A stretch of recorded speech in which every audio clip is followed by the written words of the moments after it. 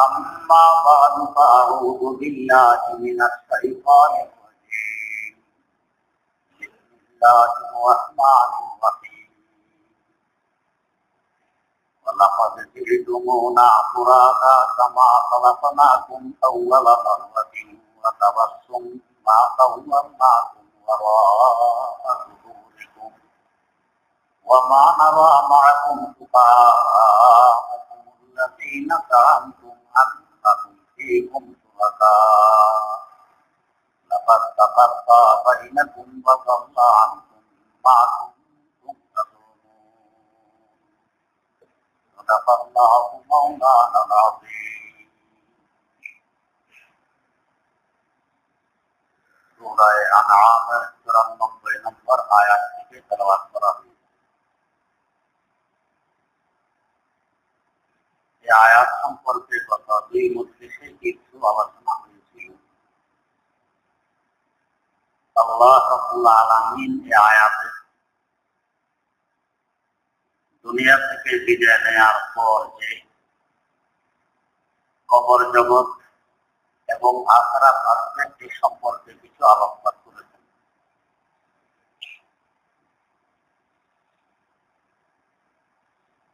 দুনিয়া থেকে কেন আমরা বিদায় নেব,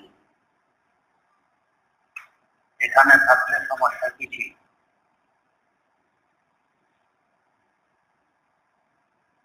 বিষয়টি একটু গভীর। দুনিয়া আসলে আমাদের থাকার মতো উপযোগী জায়গা নয়।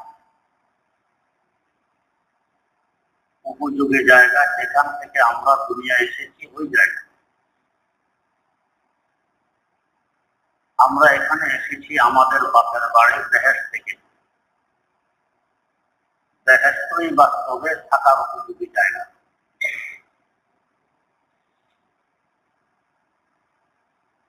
কোরআনে কারীমের দ্বিতীয় সূরা সূরা বাকারার শুরুতে আল্লাহ পাক বলতেছেন, ওয়াকুলনা হাবিবু মিনহা জামিআ,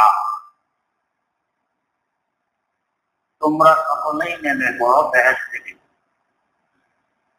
ফাইম্মা ইয়াতিয়ান্নাকুম মিন্নী হুদা, অতঃপর যখন আমার পক্ষ থেকে তোমাদের কাছে হেদায়েতনামা আসবে, যাকে আমরা কোরআনে কারীম বলে থাকি। ফামান তাবিআ হুদায়া ফালা খাউফুন আলাইহিম ওয়ালা হুম ইয়াহজানুন, যে ব্যক্তি আমার এই হেদায়েতনামার অনুসরণ করবে, এই হেদায়েতনামাকে মজবুতির সাথে আঁকড়িয়ে ধরবে, তার কোনো ভয় ভীতি নেই, তার কোনো চিন্তা ফিকিরও নেই। এই আয়াত থেকে বোঝা গেছে আমরা আগে এখানে ছিলাম না, আমরা ছিলাম বেহেশতে। কোন কারণবশত আল্লাহ পাক হুকুম দিলেন ইহবিতু মিনহা জামিআ, এখান থেকে সকলেই নেমে পড়ো। নামা শব্দ বুঝে আমরা আগে উপরে ছিলাম। নিচ থেকে উপরে উঠিয়ে তো নামার কথা বলা হয় না, তখন বলা হয় উঠো। আর উপর থেকে নিচে আসার সময় বলা হয় নামো, তখন উঠো বলা হয় না। আল্লাহ পাক বলতেছেন সকলেই নেমে যাও বেহেশত থেকে। বোঝা গেছে আমরা আগে বেহেশতে ছিলাম এবং আমাদের বেহেশত উপরে, নিচে নয়। আল্লাহ রাব্বুল আলামিন কোরআনে কারীমের ২৭তম পারায় সূরা ওয়ান-নাজমের মধ্যে বলেছেন যে বেহেশত উপরে। আল্লাহ পাক বলেন ওয়ালাকাদ রাআহু নাযলাতান উখরা ইনদা সিদরাতিল মুনতাহা ইনদাহা জান্নাতুল মাওয়া, তোমাদের বাপের বাড়ি আশ্রয়স্থল জান্নাতুল মাওয়া সিদরাতুল মুনতাহার কাছে। সিদরাতুল মুনতাহা সপ্তম আকাশেরও অগণিত লক্ষ কোটি মাইল উপরে। এত উপরে ছিলাম। হুকুম আসলো কি, এর মৃত্যু নেমে পড়ো। নেমে পড়লাম। কত দিকে নামলাম? যেই পরিমাণ উপরে ওই পরিমাণ নিচে। এত নিচে যে নিচের মধ্যে আলোর নাম নিশানা নেই। এখন আমরা যেখানে আছি, যদি চন্দ্র এবং সূর্য নামে দুইটি লাইট না থাকতো, কি পরিমাণ অন্ধকারে ডুবে থাকতাম আমরা। চন্দ্র সূর্য না থাকা তো পরের কথা, অমাবস্যা। চন্দ্র আছে আপন জায়গায়, আমাদের কাছে দাঁড়িয়ে নেই, এটুকু একটু দূরে আছে। এত অন্ধকার যে আমাদের একার সামনে কি আছে দেখা যায়। মোটর না থাকলে কি অবস্থা হতো। এই পরিমাণ নিচে আসছে যে নিচে আলো নেই। আপনারা অনেকেই কুয়া দেখেছেন, পানির কূপ। আমাদের উত্তরবঙ্গে আছে পানির কূপ। কুয়ার মুখের দিকে তো আলো আছে, কিন্তু যত নিচে যাবেন, তলায় যাবেন, আলো নেই, অন্ধকার। আমরা এক পরিমাণ নিচে চলে আসছি, যেমন কুয়ার তলায় একেবারে অন্ধকার খেয়ে আছে। বলুন, কুয়ার তলা কোনোদিন বাসের উপযোগী, যেখানে কেউ বসবাস করতে আসেন? কুয়ার তলা বাসের উপযোগী নয়। কোনো কারণে যদি কেউ পড়ে যায়, সবসময় সে চিন্তিত থাকে কবে আবার উপরে উঠতে পারবে। আমরা এখন এই পরিমাণ নিচে পড়ে গেছি, আমাদেরকে চিন্তিত থাকতে হবে কবে আবার উপরে উঠতে পারবে। কুয়ার তলার ব্যক্তি যতই প্রচেষ্টা করুন, নিজ চেষ্টায় কখনো কুয়ার তলা থেকে উপরে উঠতে পারবে না। কুয়ার তলা থেকে উপরে উঠতে হলে 4টি শর্ত লাগবে। 1 নম্বর শর্ত, কুয়ার উপরে যে আছে সে দয়া মায়া করে একটি রশি ছেড়ে দিতে হবে নিচে। 2 নম্বর শর্ত, কুয়ার তলার মুখটি ওই রশি মজবুত করে ধরতে হবে। 3 নম্বর শর্ত, উপরওয়ালা আবার দয়া মায়া করে রশিটি টানতে হবে। 4 নম্বর শর্ত, রশিটি শক্ত হতে হবে যাতে না ছিঁড়ে। এই 4টি শর্ত পাওয়া গেলে কুয়ার তলার লোকটি উপরে উঠতে পারবে। যে কোনো একটি শর্ত যদি অনুপস্থিত থাকে, কুয়ার তলার লোকটি উপরে উঠতে পারবে না। রশি তো ছাড়েনি, উঠা যাবে না। রশি ছেড়েছে কিন্তু কুয়ার তলার লোকটি মজবুত করে ধরেনি, উঠা যাবে। রশি ছেড়েছে, কুয়ার তলার লোকটিও মজবুত করে ধরেছে, কিন্তু উপরওয়ালা টানেনি, উঠতে পারবে না। উপরওয়ালাও টেনেছে, কিন্তু রশিটি দুর্বল, নরম, আধা পথে উঠে আবার ছিঁড়ে পড়ে গেছে, উঠতে পারবে না। 4টি শর্ত পাওয়া গেলে কুয়ার তলার লোকটির জন্য উপরে ওঠা সম্ভব হবে। আল্লাহ পাক যেন বলছেন, বান্দা ছিল তো অনেক উপরে, একবার আমার কাছে তোমার দোষে তুমি পড়ে গেছো কুয়ার তলায়, তোমাকে আবার উঠতে হবে। যদিও তোমার দোষে তুমি কুয়ার তলায় পড়ে গেছো, কিন্তু আমি রহমান রহিম, আমি দয়ার সাগর, তোমাকে আমি বলিনি। তোমাকে পুনরায় তোমার উপরে উঠানোর জন্য আমি দয়া মায়া করে একটি রশি ছেড়ে দিয়েছি।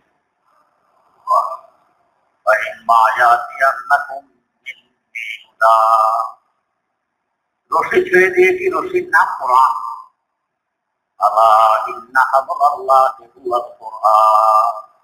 আল্লাহ পাক রশি হইল কোরআন। এবার তোমার দায়িত্ব আঁকড়িয়ে ধরা মজবুত হিসেবে। আল্লাহ পাক জানাই দিলেন, কোনটা অবুঝ বুঝবে না। জানাই দিলেন কি,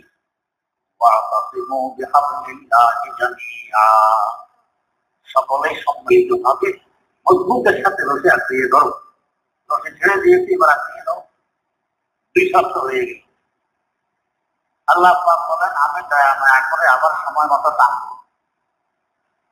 যদি আঁকড়িয়ে ধরো, আঁকড়িয়ে ধরার নাম ঈমান আনা এবং নেকামল করা।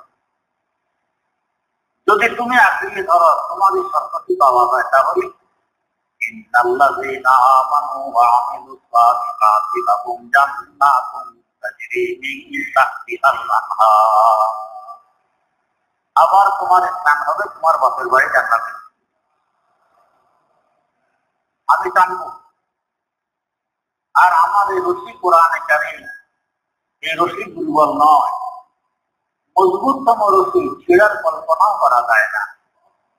যালিকাল কিতাবু লা রাইবা ফীহি, ছিঁড়ার সন্দেহ করা যাবে না। তুমি আবার বাপের বাড়ি পৌঁছতে পারবে। কুয়ার তলা কখনো বসবাসের উপযোগী নয়। বিপদে পড়ে গেছি নিজ কর্মদোষে, আল্লাহ রাব্বুল আলামিন উঠার ব্যবস্থা করছেন। তাও আমার দায়িত্বে মাত্র 1 শর্ত, মজবুতির সাথে ধরা, আর ওনার দায়িত্বে 3 শর্ত। কত সহজ হবে! যদি সব শর্ত আমার দায়িত্বে দিতে, অবস্থা কেমন হতো? ও বান্দা, তুমি শুধু 1টি শর্ত পালন করবে, মজবুতির সাথে ধরবে, বাকি 3 শর্ত আমার, আমি উঠে নিয়ে যাব। যদি তোমার শর্ত তুমি পালন করতে পারো, মজবুতির সাথে ধরতে পারো, তাহলে ফল কি হবে? লা খাউফুন আলাইহিম, তোমার কোনো ভয়ভীতি থাকবে না। মানুষ অন্ধকারে ভয় পায়, আলোর মধ্যে ভয় পায় না। একা একা এক কামরায় হঠাৎ কারেন্ট চলে গেছে, অন্ধকার, তো মানুষ ভয় পায়। আল্লাহ পাক বলেন, আমার কোরআনে কারীম নামে রশি যে তোমার কাছে আসছে এই তলায়, এটা আলোকময় রশি। এই রশি তোমার কাছে পৌঁছলে অন্ধকার থাকবে না, অন্ধকারের ভয়ভীতিও থাকবে না। কি পরিমাণ আলো! আমার দাদা উস্তাদ মুহাদ্দিসুল আসর শাহ আনোয়ার কাশ্মীরি রহমাতুল্লাহ আলাইহি বলতেছেন, নাজমে নাজমাত দরবারাত হাসতে দরদর জাফতা, নাজমে নাজমাত দরবারাত হাসতে দরদর জাফতা, হরফে হরফে উশিফাত তো খুদা বাহারে রশি, হরফে হরফে উশিফাত তো খুদা বাহারে রশি। পুরা কোরআনে কারীমের আলো তো পরের কথা, কোরআনে কারীমের এক একটি অক্ষর যে আলো, যে নূর, যে জ্যোতি, এটা যদি আমাদের সামনে প্রকাশ পাইত, তো সূর্যের মতো উজ্জ্বলময় নক্ষত্রকেও অন্ধকার দেখা যেত। এত আলো এক একটি অক্ষর। প্রশ্ন করতে পারেন, তাহলে আমরা উপলব্ধি করতে পারি না কেন? নিয়ন্ত্রণ করা হয়েছে, এই জন্য উপলব্ধি করতে পারি। দেখবেন আপনার রাতের বেলায় শুতে আসছেন কামরায়, যদি বাতি জ্বলতে থাকে আলোর কারণে ঘুম আসে না, বাতি বন্ধ করলে গভীর অন্ধকার ভয়ের কারণে ঘুম আসে না। আমরা তখন ডিম লাইট ব্যবহার করি, বেশি আলো নয়, একেবারে অন্ধকারও নয়। কিন্তু ডিম লাইট নেই, এখন কি করা যায়? তো বুদ্ধি বের করে যে বাল্বের উপরে একটি কাগজের ঠোঙ্গা প্যাকেট লাগাই দাও, কাগজের প্যাকেট লাগানো নেই, এখনো আলো বেশি, আরো কমানো দরকার। এর উপরে আরেকটি প্যাকেট লাগাই দাও, এখনো বেশি, আরো কমানো দরকার। এর উপরে আরেকটি প্যাকেট লাগানো হইল, 3টি, এবার কমানো যাবে। এই যে 100 পাওয়ারি বাল্বের উপরে 3টি প্যাকেট লাগাই দিলেন, এর কারণে কি বাল্বের পাওয়ার কমে গেছে? আপন জায়গায় ঠিক আছে, মোটেও কমেনি, তবে আলো নিয়ন্ত্রণ হয়ে গেছে, যার কারণে আপনি উপলব্ধি করতে পারছেন। আল্লাহ রাব্বুল আলামিনের কালাম তেমন। কালাম মানে কথা, আল্লাহর কালাম মানে আল্লাহর কথা। কথা থাকে যে বলে তার অন্তরে। আমি কথা বলি আমার অন্তর থেকে, আপনি বলেন আপনার অন্তর থেকে। আল্লাহ রাব্বুল আলামিনের কথাও তো তার কুদরতি অন্তরে থাকবে। তার কুদরতি অন্তরার ফলক থেকে কথা বের করে যদি সরাসরি আমাদের কাছে পাঠাই দিতেন, অবস্থা কি? আল্লাহ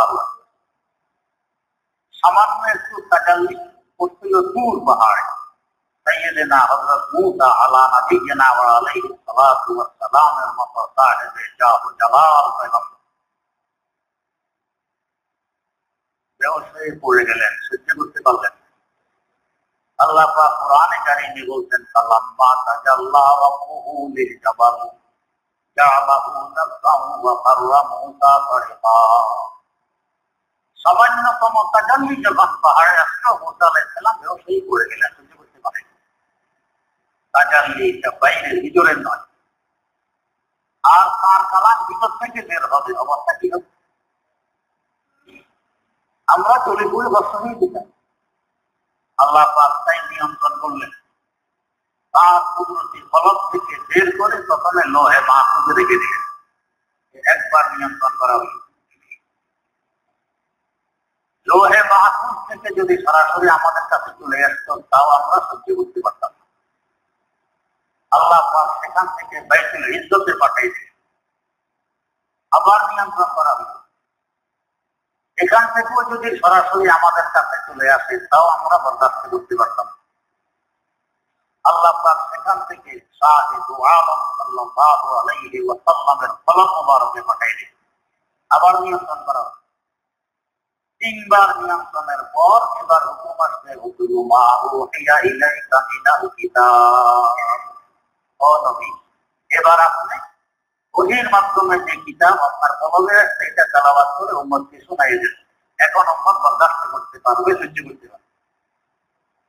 তিনবার নিয়ন্ত্রণের পর আমার আপনার কাছে আসছে, এই জন্য উপলব্ধি হয় না আলো কেমন, উপরে তো কভার চড়ানো, সরাসরি আসছে দেখা দিচ্ছে সূর্য কো অন্ধকার।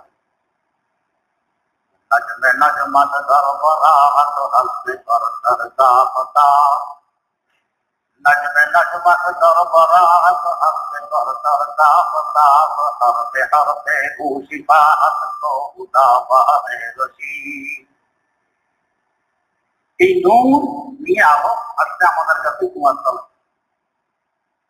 কুয়ার তলার অন্ধকার হইল বর্বরতার অন্ধকার, মূর্খতার অন্ধকার, জুলুম অন্যায়ের অন্ধকার, শিরিক বেদাতের অন্ধকার, উপরের অন্ধকার। এই সমস্ত অন্ধকার কুয়ার তলায় খেয়ে আছে। এই মুহূর্তে আলো নিয়ে কোরআনে কারীম নামে রশি আসছে, পুরা দুনিয়া অন্ধকারে নিমজ্জিত ছিল। এই আলো নিয়ে রশি আসার পর বর্বরতার অন্ধকার দূর হয়ে গেছে, অমানবিকতার অন্ধকার দূর হয়ে গেছে, মূর্খতার অন্ধকার দূর হয়ে গেছে। যে কোরআন থেকে আলো সংগ্রহ করতে পারছে অন্ধকার সব দূর হয়ে গেছে। এই পরিমাণ অন্ধকার দূর হয়ে গেছে। পুরা মুসলিম জাহান কি পরিমাণ আলোকিত ছিল, এলেমের আলো, জ্ঞানের আলো। খলিফা হাসানে থানি স্পেনের খলিফা ছিলেন, মুসলমান খলিফা। তার ব্যক্তিগত লাইব্রেরি ছিল, কিতাবের সংখ্যা ছিল 6 লক্ষ ব্যক্তিগত লাইব্রেরি।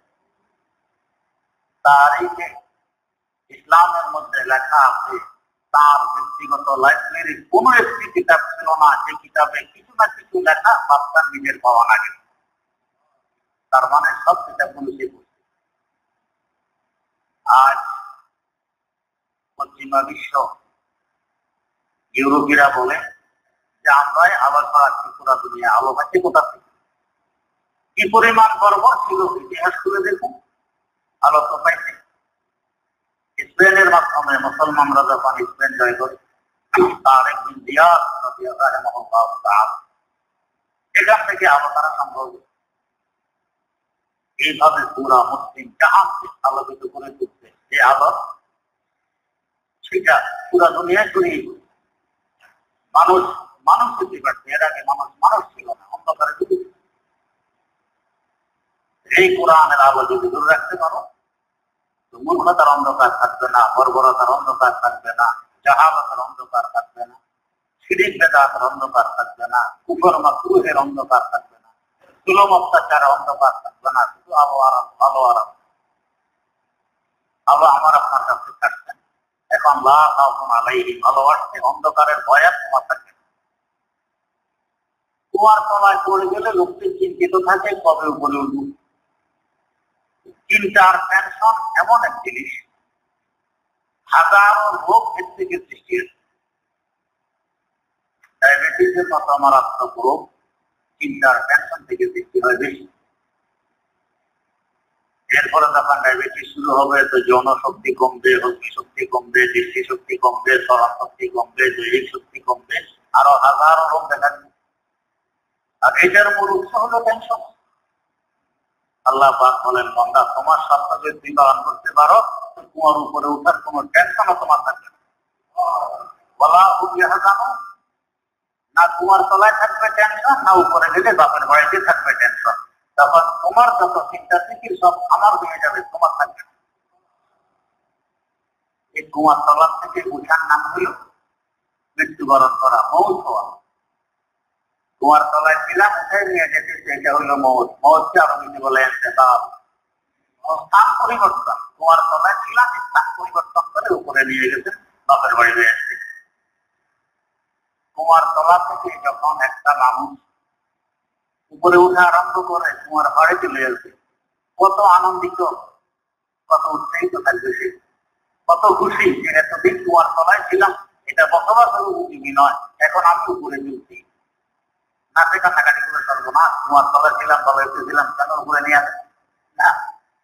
তাহলে আমরা যে কুয়ার তলার থেকে উপরে উঠবো, এটাকে বলে ইন্তেকাল, এটাকে বলে মৃত্যুবরণ। আতঙ্কের কারণ হবে না আনন্দের কারণ হবে? এটা আনন্দের কারণ। তা আমরা কেন আতঙ্কিত হই? বোঝা গেছে রশি মজবুতির সাথে জুড়তে পারে, হয়তো কোন রকম রশি বা ধরে নি টানা শুরু করবে তো সত্যি পড়ে যাবো আমি, এই জন্য আতঙ্ক। যদি মজবুতির সাথে ধরতে পারি তাহলে তো আতঙ্কিত হবো না, আনন্দিত হবো। যারা মজবুতির সাথে ধরতে পারতেন এরা তো মৌতকে ভয় পায়নি, বরং অপেক্ষা ছিল কবে ওই মৌত আসবে। এটা মুমিনের সোহবা, উপলক্ষণ। এতদিন কুমার তলায় ছিল, এটা বসবাসের উপযোগী নয়, তোমাকে এবার উপরে নিয়ে যেতেছে। আল্লাহ পাকের দয়া মায়া, আতঙ্কের বিষয় নয়। এক বুঝুন, মৃত্যু সজ্জায় চাইত, মৌত আসতেছে। আত্মীয় স্বজনেরা চতুর্দিকে বসে কালেমা শরীফের তালকিন করতেছে। হঠাৎ দেখে উনি চেহারা মলিন করে চেহারা অন্য দিকে ঘুরে এসেছে। সবাই তো মনে মনে সর্বনাশ, কালেমার কথা শুনলে চেহারা মলিন করে অন্যদিকে ঘুরে এসেছে, কেমন কথা। একটু পরে আবার চেহারা ফিরে হেসে উঠলেন। এর আগ মুহূর্তে একটি কবিতা আবৃত্তি করলেন, লাউকানাতে মুনজিলাতি ফিল হুববে ইনদাকুমু, লাউকানাতে মুনজিলাতি ফিল হুববে ইনদাকুমু, মা কাদ রাআইতু ফাকাদ যাইয়াতু আইয়ামি। ও আল্লাহ, সারা জীবন রিয়াদত, মুজাহাদা, ইবাদত, সাধনা, তোমাকে ভালোবাসা, এর বিনিময় যদি এ হয় যে আমি দেখি, তাহলে আমার সারাটি জীবন আমি নষ্ট করে ফেলেছি। কি দেখতেছেন? মওতের পর কোন জায়গায় থাকবে, এই জায়গাটি আল্লাহ পাক দেখাই দেবে। উনি তো ওনার বেহেশতের জায়গা দেখতেছেন, এই মনোরম দৃশ্য, হোসনে মঞ্জর, এখানে উনি মওতের পরে যাবেন, ওটা দেখতেছেন, আফসোস করতেছেন। যদি এইটাই আমার বিনিময় হয় তাহলে জীবন বিনষ্ট করে দিয়েছি। কারণ আমি তো এটার জন্য তোমাকে মহব্বত করিনি, আল্লাহ তোমাকে ভালোবাসছি, সাধনা করছি তোমার জন্য, এটার জন্য তো নয়। আল্লাহ এই জন্য ওই দিক থেকে চেহারা ফিরে এসেছে, এটা তো আমার দরকার নেই।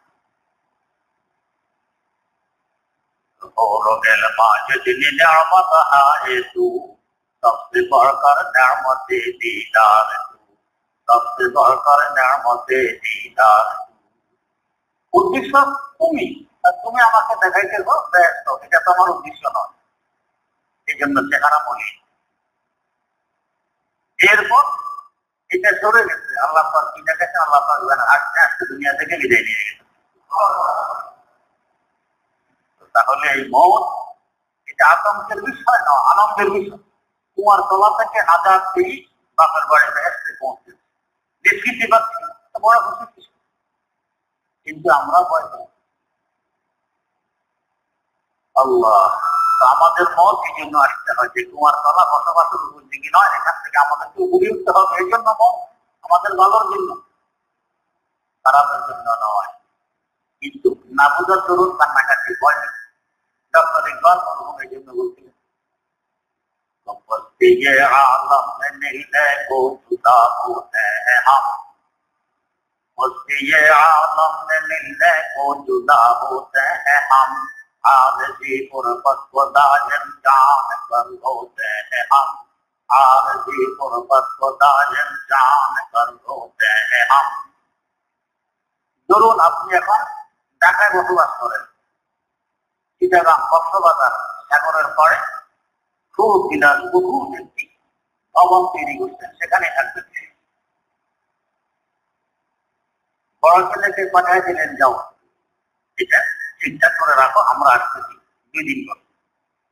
তো বড় ছেলেদের চিটাগাং দেখেছে, এই মুহূর্তে কামদের না খুশি হবে, নিজ আসল বাড়িতে যেতেছি, বড় ছেলে আগে গিয়ে ঠিকঠাক করবে, আমরা যাইয়া তার সাথে মিলবো, খুশি ব্যাপার। তো আমার আপনার বাসস্থান বাপের বাড়ি জান্নাতে তৈরি করা, আর এখানে থাকতেছি আদা দুজন।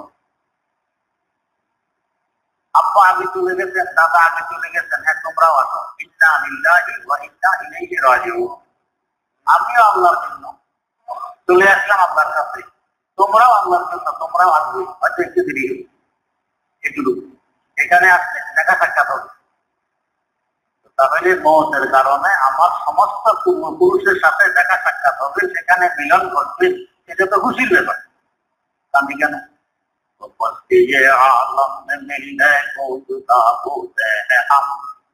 এখান থেকে আমরা জুদা হই, পৃথক হই, কেন মিলার জন্য? ওইটা আসল দেশ।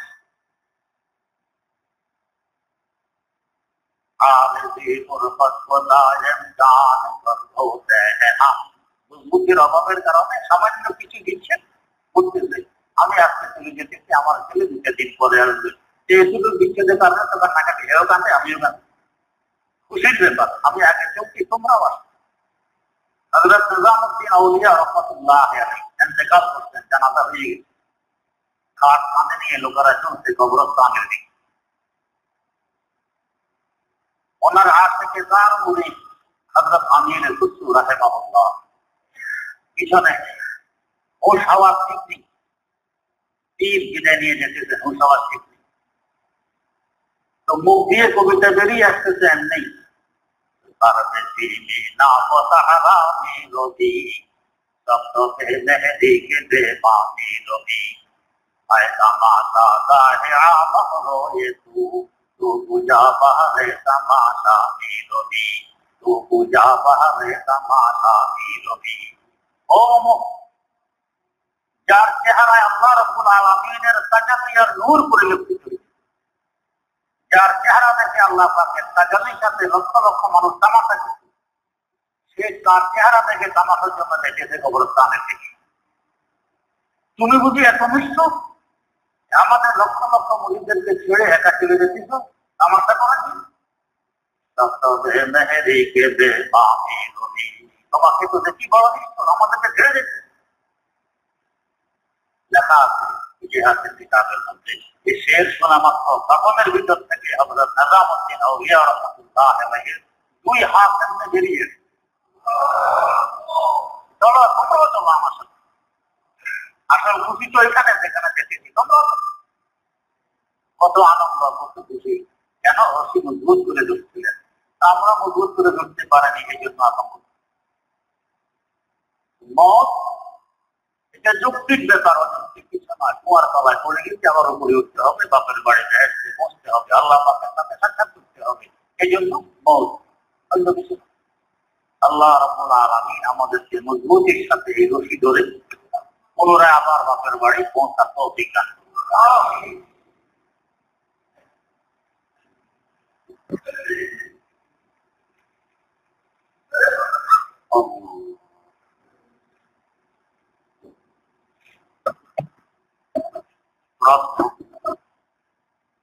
গত তাফসীরের আগের তাফসীরের শেষ মুহূর্তে হুজুরের মুখে শুনেছিলাম যে নামাজ 3 ধরনের হয়, যার সম্পর্কে গত তাফসীরে আলোচনা করার কথা ছিল, হযরত ভুলে যাওয়ার কারণে আলোচনা হয়নি। মনে হয় আগামী তাফসীরে মনে করাই দিবেন। প্রশ্ন, এশার নামাজের পরে দ্রুত ঘুমিয়ে যাওয়ার কোন ফজিলত থাকলে দয়া করে জানাবেন। হাদিস শরীফে সমর ফিল লাইলকে নিষেধ করেছে। সমর ফিল লাইল বলা হয় এশার পরে গপসপে লিপ্ত হওয়া, এটা নিষেধ। আর ধর্মীয় কোনো কাজে ব্যস্ত থাকতে পারে, কিন্তু এছাড়া অন্য কোনো কাজে লিপ্ত হওয়া, এটা হাদিসে নিষেধ, এটা মাকরুহ, তাই তাড়াতাড়ি শুয়ে যাওয়া। প্রশ্ন, আযানের সময় অর্থাৎ আযান চলাকালীন সময়ে সালাম দেওয়া বা সালামের উত্তর দেওয়া যায় আছে কিনা? এই টাইমে সালাম না দেওয়াটাই, সালাম দিলে উত্তর দেওয়া জরুরি নয়। আযানের উত্তর শেষ করে পরে সালামের উত্তর দিবেন। প্রশ্ন, একবার বাড়ি থেকে আসার পথে বাসে বসে এশার ভিতরের নামাজ কাজা হয়ে যায়, এখন কোন দিন এই নামাজটি কাজা হয়েছে তা মনে নেই, তাই উক্ত কাজা নামাজ আদায় করতে কি নিয়ত করতে হবে দয়া করে জানাবেন। বলবেন যে আমার দায়িত্বে যে এশার নামাজ হয়ে গেছে ওইটা করতেছি, এরপরে আমার দায়িত্বে যে জিকিরের নামাজ হয়ে গেছে ওইটা করতেছি, এতে হয়ে যাবে। প্রশ্ন, আমরা যারা মুসলমান ইসলামের রাজনৈতিক দলগুলোর প্রতি সমর্থন করা এবং তাদের ভোট দেওয়া ফরজ নাকি ওয়াজিব? কখনো ফরজ হয়, কখনো নিষেধ হয়। প্রশ্ন, উযু করার পূর্বে মেসওয়াক করা সুন্নাত।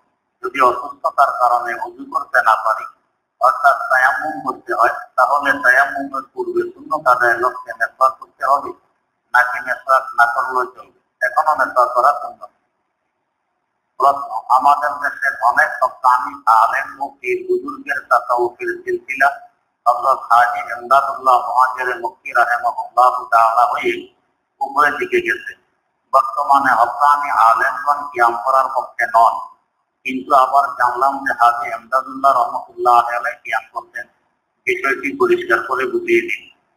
তিনি কিয়াম করতেন এবং বলতেন, মাই ইসমে লজ্জত পাতা হুঁ ইসলিয়ে ইসকো মুস্তাহসান সমঝতা হুঁ। আমার কাছে স্বাদ লাগে এই জন্য ভালো মনে করি। শরীয়তের বিধান, একথা উনিও বলেননি। এবং এই কিয়াম না যায় এর উপরে ওনারই খলিফা ইমামে রব্বানি আবু হানিফা সানি হযরত মাওলানা রশিদ আহমদ গঙ্গুহি রহমতুল্লাহ আলাইহি কিতাব লিখতেন। একজনে গিয়ে বলতেছে, হুজুর আপনি কিয়াম করেন, আপনার কিয়ামের বিরুদ্ধে আপনার মুরিদ আপনার খলিফা কিতাব লিখতেছে। হাজী সাহেব রহমতুল্লাহ আলাইহি কিয়ামকে উনি ভালো জানেন, এর উপরে কিতাব লিখতেন। একজনে এসে হযরত গঙ্গুহিকে বলতেছেন, হুজুর আপনি তো কিয়াম করেন না, আপনার পীর এই কিয়ামের সপক্ষে কিতাব লিখতেন। গঙ্গুহি বলতেছেন, इसको कुएं में फेंको, এই কিতাব কুয়ায় ফেলে দাও, এটা পড়ার উপযোগী নয়। তার কিতাব, পীরের কিতাব। একজনে গিয়ে পীরকে বলছে, হুজুর আপনার কিতাব সম্পর্কে আপনার মুরিদ আপনার খলিফা এই মন্তব্য করছে, इसको कुएं में फेंको, এটাকে কুয়ায় ফেলে দাও। আমাদের মতো পীরগুলি বলতাম খেলাফত কেটে দিলেন, রান্না হে ধরলাম। हजरत बोलें कि उसने तो ही कहा, ठीक बोलती, वो शरीयत का इमाम है, शरीयत के बारे में उसको मानना चाहिए, मुझे नहीं। সে শরীয়তের ইমাম, শরীয়তে বলা তাকে মানতে হবে, আমাকে নয়। তো তিনি বলছেন আমার কাছে খারাপ লাগে তাই আমি কিয়াম করছি, কিন্তু শরীয়ত হিসাবে করছি, কোনো হিসাবে করছি, কথা উনিও বলেননি। এবং পরবর্তী কথা দ্বারা উনি বুঝাই দিতেন যে গঙ্গুহির কথায় মানতে হবে, যেহেতু সে শরীয়তের ইমাম।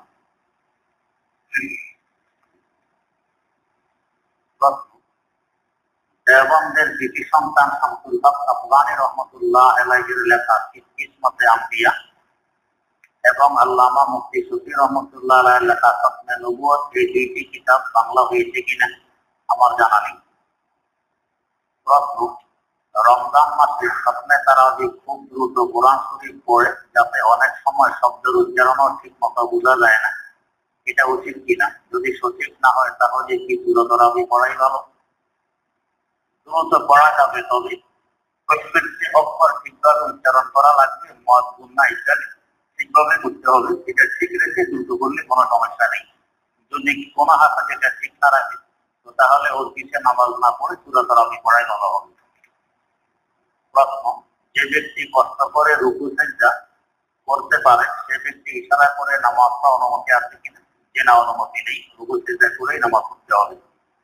প্রশ্ন, যে ব্যক্তি চেয়ারে বসে সামনে টুল রেখে টুলে চিন্তা করতে পারে সে কি ইশারা করে চিন্তা করলে নামাজ হবে? টুল রেখে করলেও হবে, ইশারা করে করলেও হবে। প্রশ্ন, রুকু চিন্তা করতে অক্ষম বলতে কোন পদ্ধতি বোঝানো হয়েছে? কারণ অনেকে আসন ধরে বা পা লম্বা করে বসে চিন্তা করতে পারে, তারাও কি ইশারায় নামাজ পড়বে? জি না, পা যদি পশ্চিম দিকে লম্বা করে বসে চিন্তা করা যায় তো পশ্চিম দিকে লম্বা করে বসেই তাকে চিন্তা করা লাগবে। চেয়ারে বসে যখন নামাজ পড়লে নামাজ হবে না।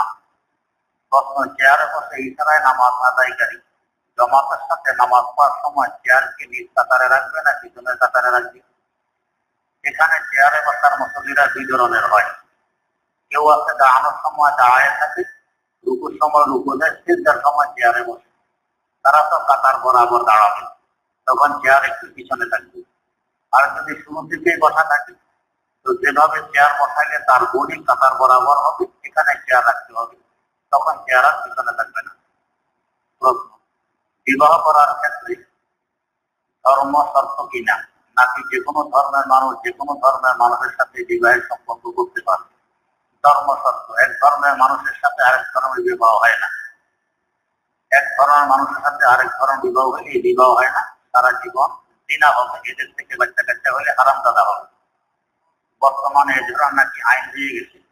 আসলে যারা এই ধরনের আইন করে এদেরও জন্য সমস্যা আছে।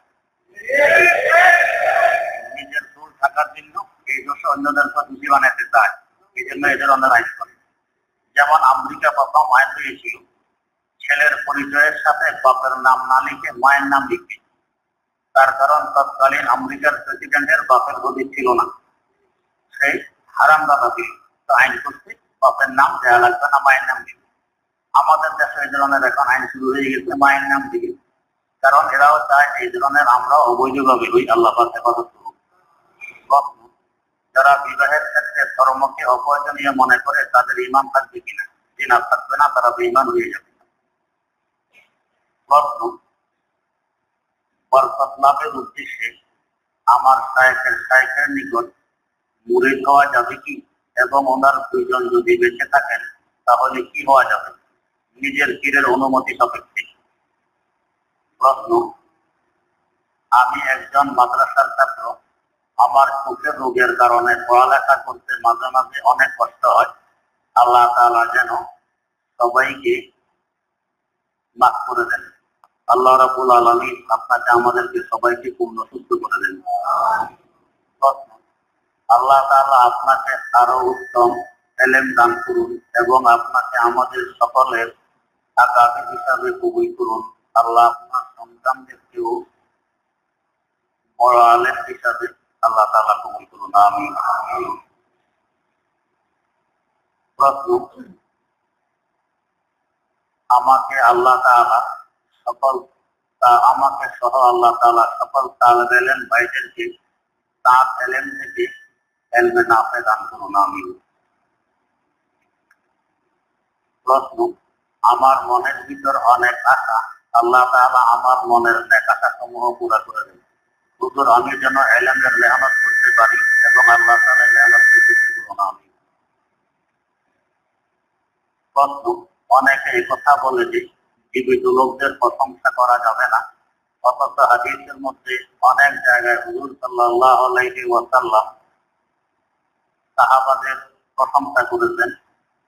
সাহাবারা জীবিত ছিলেন। মানুষ যদি ভালো গুণের অধিকারী হয় তাহলে তার প্রশংসা করবে না, সামনে না করা যায়, পিছনে প্রশংসা করা ভালো। প্রশ্ন, আমার এক আত্মীয় আমাকে কিছু গার্মেন্টসের কাপড় দিয়েছে। যেহেতু গার্মেন্টসের মালিকদের সরাসরি কথা বলার সুযোগ কর্মচারীদের হয় না, তাই ডিএম কাটিং ম্যান ওনাদেরকে বলে আনা হয় এবং এই ক্ষেত্রেও কাপড়ের ব্যবহার আমার জন্য জায়েজ হবে কিনা? ডিএম তো মালিক নয়, তার অনুমতি নিলে জায়েজ হবে না। প্রশ্ন, আমাদের মসজিদের ইমাম এবং মুয়াজ্জিন দুজনেই অনেক লম্বা কেরাত পড়ে। তারা ফজর এবং এশার নামাজে 12 থেকে 14 মিনিট সময় নেন, যা বৃদ্ধ লোকদের জন্য কষ্ট হয়। নামাজ এত লম্বা করা শরীয়তের হুকুম কি? এশার নামাজের মধ্যে তো কেরাত এত লম্বা নেই, ফজরের মধ্যে বেশি লম্বা, তবে 40 আয়াত থেকে উপরের দিকে পড়া ভালো। আর যদি এরকম বৃদ্ধ লোক থাকে, অসুস্থ থাকে, তাহলে 40 আয়াতের মধ্যেই সীমিত রাখা যায়। প্রশ্ন, আফসোসের মৃত পীর সাহেব কি হকের উপর ছিলেন? জিনা ছিলেন না। প্রশ্ন, কারো স্বামী ঢাকায় বাড়ি আছে, আবার গ্রামে বাড়ি আছে, স্ত্রীর নিজের বাবার বাড়িও ঢাকার বাইরে। এক্ষেত্রে স্ত্রী যদি সরাসরি বাবার বাড়ি যায় তবে কি তাকে কসর করতে হবে? কসরের দূরত্ব থাকলে বাবার বাড়িতে স্ত্রীকে কসর করতে হবে। প্রশ্ন, আপনি কোনো একদিন প্রশ্নের জবাবে বলেছেন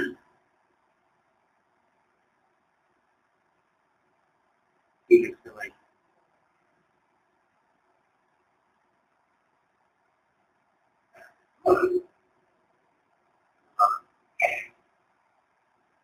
প্রশ্ন, পৃথিবীর বিভিন্ন দেশের মুসলমানদের হালাল খাবার পরিবেশনের জন্য সেখানকার ওলামারা অলি বডি তৈরি করেছেন। তারা ওইসব পণ্যের উপাদান চেক করে দেখেন তার মধ্যে কোনো হারাম বা সন্দেহজনক জিনিস আছে কিনা। প্রশ্ন হলো আমাদের দেশে এরকম কোনো বডি ওলামাদের আছে কিনা, না থাকলে সাধারণ মুসলমানদের কি করণীয়? যেহেতু বিভিন্ন দেশের তৈরি খাবার পণ্য আমাদের দেশে বিক্রি হচ্ছে, এই ধরনের হুলি বডির কোনো ভ্যালু নেই। বিভিন্ন দেশে বিভিন্ন খাবার উপর লেখা থাকে হালাল, ভিতরে শুয়োরের গোশত লেখাও আছে, শুয়োরের গোশত হালাল লেখা।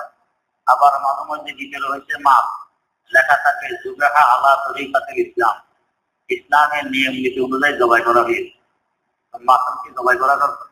তার মানে এগুলো এমনি নাকি, কোথায় লিখতে হবে এটাও জানে না। এগুলো হলিগুলি। মুসলমানের দেশ হইলে যে পর্যন্ত হারাম প্রমাণিত না হবে এই পর্যন্ত পণ্য ব্যবহার করা যাবে। নিজ গ্রামের বাড়ি ঢাকা থেকে 140 কিলোমিটার বাড়িতে থাকার নিয়ম করেছি 10-15 দিনের। গ্রামের বাড়ি পৌঁছানোর পর কি কসর নামাজ আদায় করতে হবে? যদি করতে হয় তবে কিভাবে? নিজ বাড়িতে কসর হয় না, যতই দূরে থাকুক নিজ বাড়িতে পুরা করতে হয়। 2 সপ্তাহ থাকার মধ্যে গ্রামের বাড়িতে জুমার নামাজ কসর হলে কিভাবে করতে হয়? জুমার নামাজ তো 2 রাকাত, জুমার কোনো কসর নেই। প্রশ্ন, গোপন স্থানের লোম পরিষ্কার করার সময় ফরজ তরফ করা যাবে কি? ফরজ তরফ না করে লোম পরিষ্কার খুব কষ্ট। নিজের স্ত্রীর মাধ্যমে করা হবে, স্ত্রী স্বামীর মাধ্যমে করা হবে, অথবা ঔষধ ব্যবহার করবে। প্রশ্ন, যোহর এবং আসরের ফরজ নামাজে ইমাম সাহেব আজকে তেলাওয়াত করে, তাই নামাজে ধ্যান রাখা একটু কঠিন। এই 2 ওয়াক্তের ফরজ নামাজে কি কোনো তসবিহ আদায় করা যাবে যাতে নামাজে ধ্যান ঠিক থাকে? দ্বিতীয় জাহান উপকৃত হব। যে না, অন্য কোনো তসবিহ পড়া যাবে না, এভাবে নামাজের দিকেই মনোনিবেশ করা লাগবে। প্রশ্ন, কোন জায়গায় গেলে এমত অবস্থায় নাম নাম শুরু হলে এবং আমার মামা নাকি তখন কি হবে? ভাই বুঝে আসে নাকি লিখছেন? প্রশ্ন, গর্ভবতী মহিলা গর্ভপ্রসব করার সময় কিভাবে নামাজ পড়বে? সে সন্তান প্রসব করবে এমত অবস্থায়, আবার নামাজের সময় অতি স্বল্প, হুজুর সে কিভাবে নামাজ পড়বে না কাজা করবে? যদি রক্ত বেরিয়ে আসে তো তাহলে তো আর নামাজ পড়া লাগবে না। রক্ত বের না হলে যেভাবে সম্ভব হয় সেভাবে নামাজ পড়ে নিবে। 4 রাকাত ওয়ালা নফল নামাজের প্রথম বৈঠকের হুকুম কি ফরজ না ওয়াজিব? ভুলে না বসতে নামাজ হবে কি? প্রথম বৈঠকের হুকুম ফরজ, ভুলে না বসতে 1 রাকাত হয়ে যাবে। প্রশ্ন, মন চায় যে হুজুরদের সাথে মিলে যাই, কিন্তু হুজুরদের বিভিন্ন দল, এত দল কেন? কোনো একটা হক, তাহলে আমরাও আপনাদের সাথে হয়ে যাব, আর অন্য কোনো দল করবো না। এত দল আগেও ছিল, এখনো আছে, ভবিষ্যতেও থাকবে।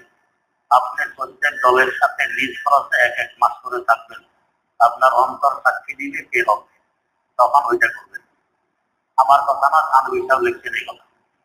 প্রশ্ন, নাসির গাজীর যুগ কি কোনো এক সময় ছিল এবং সে কি সব মুসলমান ছিল? বা আমার জানা নেই। প্রশ্ন, কোনো কারণবশত যদি দাঁড়িয়ে পানি পান করা হয় তাহলে কোনো ক্ষতি হবে কিনা? কিনা কোনো ক্ষতি হবে না। প্রশ্ন, আমি একজন ছাত্র, কিন্তু যখন কোনো কিছু বলতে যাই তখন ভয়ের মধ্যে কিছুই বের হতে চায় না। এখন আমি কি করতে পারি? দয়া করে জানার উপকৃত হব। আপনি বেশি বেশি বলবেন, বলতে বলতে মুখ দিয়ে বের হওয়া শুরু হবে।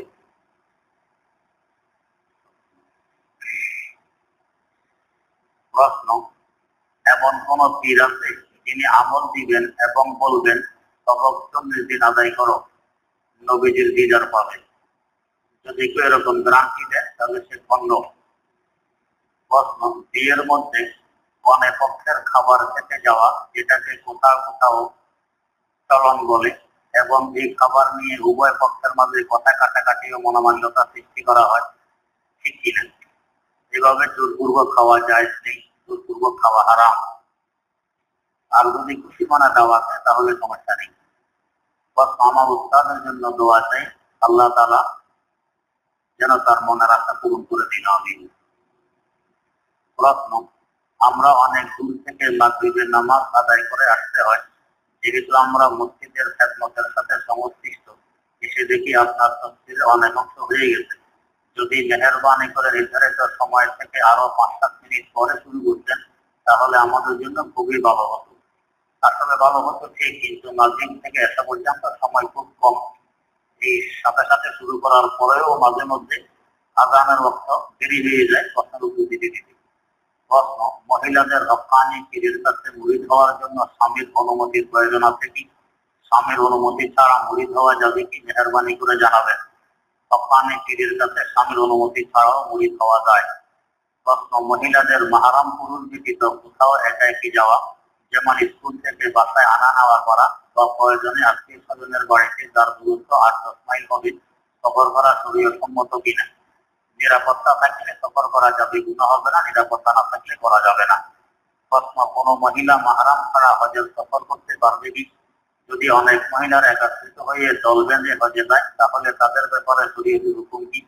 যে না, যত বড় দলেই হোক মাহরাম ছাড়া যেতে পারবে না, তখন হজ আদায় করা তাদের জন্য খরচ থাকে না। প্রশ্ন, নিত্যদিনের নিত্যবেলা সাথী বা পবিত্র কোরআন খানি এটাকে সমগ্র মাখলুকের সঙ্গে তুলনা করা হয়েছে, বুঝিলে?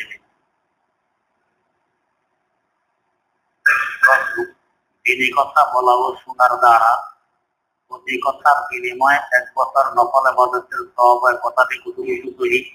এমন কথা দেখি নাই কোনো কিতাবে। প্রশ্ন, দিনে মাহফিলে কোরআন তেলাওয়াত করার ক্ষেত্রে তেলাওয়াতকারী দাঁড়িয়ে নাকি বসে তেলাওয়াত করবে?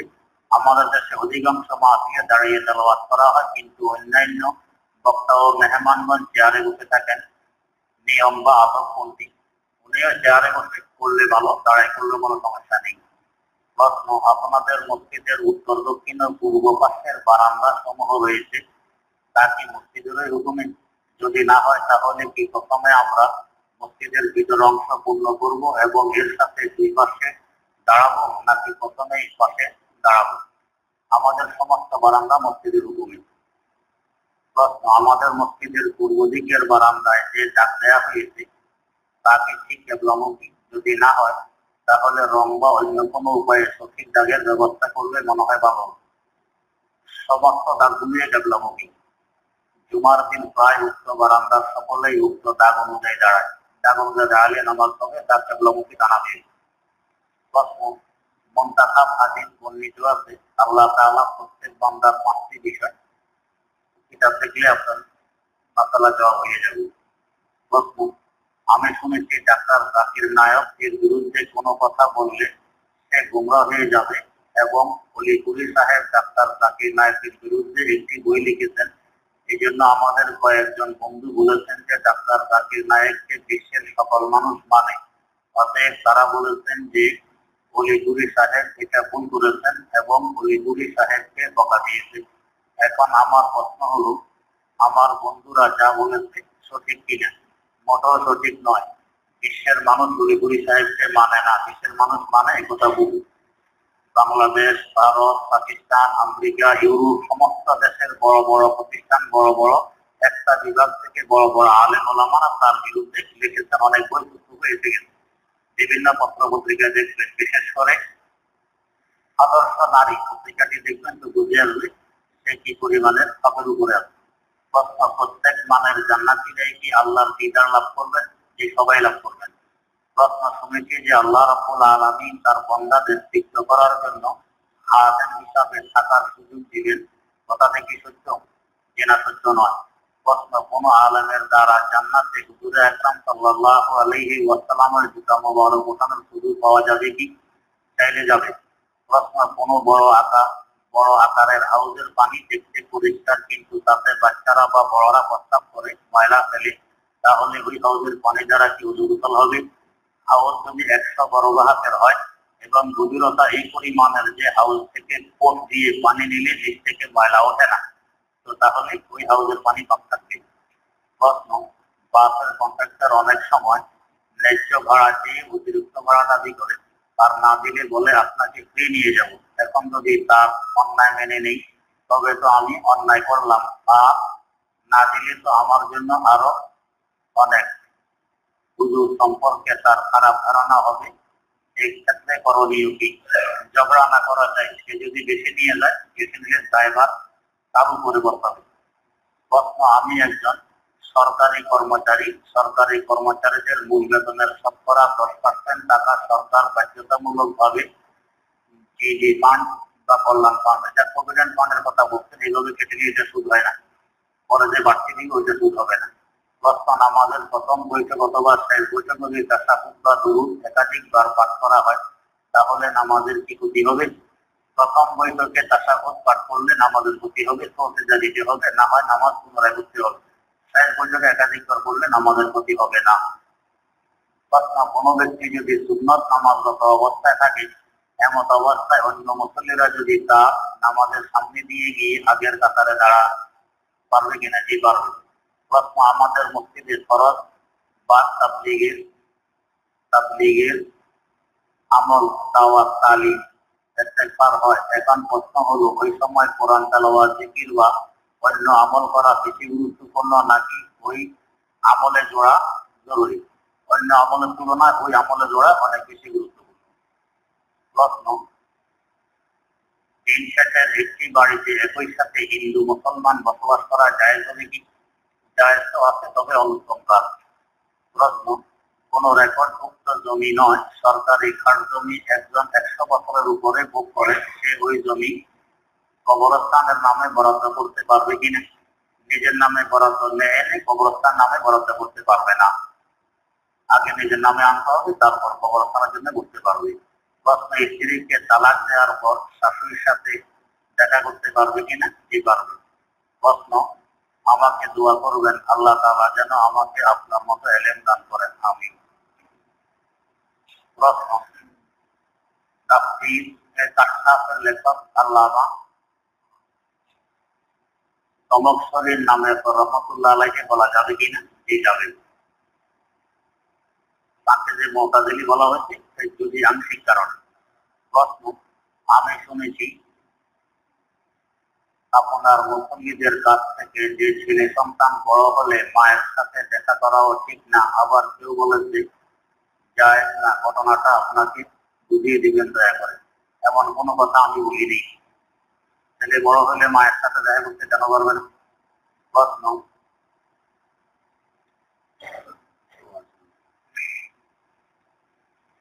ইসলামে খেলাফত প্রায় 1300 বছর ছিল, এর সম্পূর্ণ ইতিহাস কোন কিতাবে আছে? কি কয়েকটি কিতাবের নাম বলুন। তারিখে ইসলাম আকবর শাহ খান মুজিবাবাদী, এখানে দেখবেন। তারিখে ইসলাম মুইনুদ্দিন নদভী, এখানেও পাইবেন। তারিখে দাওয়াত ও আদিমতে পাবেন। প্রশ্ন, স্বাধীনতার প্রকৃত ইতিহাস সম্পর্কে কোন কিতাব আছে কি জানলে উপকৃত হব? স্বাধীনতার উপর তো অনেক কিতাবে লেখা আছে, বাড়াবাড়ি কমাকমি সব কিতাবে আছে। প্রশ্ন, আহলে হাদিসের আবিষ্কারক কে এবং কোন দেশে কত সালে আহলে হাদিস প্রতিষ্ঠা হয়? আহলে হাদিসের প্রতিষ্ঠা হয় ভারতবর্ষে। ভোপালের সিদ্দিক হাসান খান আর টঙ্কের নজির হোসাইন সাহেব, এই দুজন থেকে শুরু হয়, আজ থেকে আনুমানিক 250 বছর আগে। ইমাম বুখারী, মুসলিম কোন মাযহাবের ছিলেন? ওনারা নিজেরাই মুজতাহিদ ছিলেন, কোন মাযহাবের অনুসারী হওয়া আমাদের দরকার ছিল না। প্রশ্ন, আল্লাহ তাআলা জালেম, কারণ যে ক্ষেত্রে নর-নারীর আবাদ মেলামেশা, সেক্ষেত্রে জিনার কারণে আল্লাহর আদেশকৃত রজম জারি করা নিঃসন্দেহে জুলুম। প্রশ্ন হলো, এই আকীদা যে রাখে সে কাফের হয়ে যাবে? যে নিঃসন্দেহে সে কাফের হয়ে যাবে। প্রশ্ন, যদি নামাজে ওযু চলে যায় কিন্তু পিছনের কাতার ভর্তি লোক থাকে তাহলে কি করা উচিত? ডানে বাঁয়ে দুয়ার থাকলে ডানে বাঁয়ে চলে গিয়ে ওযু করে আসবে, ডানে বাঁয়ে মসজিদের দুয়ার না থাকলে পিছনে কাতার ধীরে ধীরে বেরিয়ে যাবে। প্রশ্ন, মাথা কান্দি করলে জেহান বাড়ে না কমে? জেহান কমে। প্রশ্ন, আমার পরিবারের অনেকে অসুস্থ, তাদের সুস্থতার জন্য দোয়া করে, আল্লাহ পাক সবাইকে সুস্থ করুন। প্রশ্ন, আমার জন্য দোয়া করবেন। বর্তমান মুজাদ্দিদ কে? মুজাদ্দিদ একাধিক জন থাকেন, একজন তো শাইখুল ইসলাম আল্লামা তাকি উসমানী দামাত বারাকাত। কোন হুজুরের বয়স হতে চাইলে কি করতে হয়? তার সাথে যোগাযোগ করতে হয়। আপনি বয়স করেন কি? যেগুলি হয়। আচ্ছা ভাই, দোয়ার আগে একটা জরুরি কথা। একজন আলেম মানুষ এবং আল্লাহওয়ালা আমলি মানুষ, উনি নামাজ পড়াইতেন, কিন্তু পায়ের সমস্যার কারণে ওনার পা কেটে ফেলা হয়।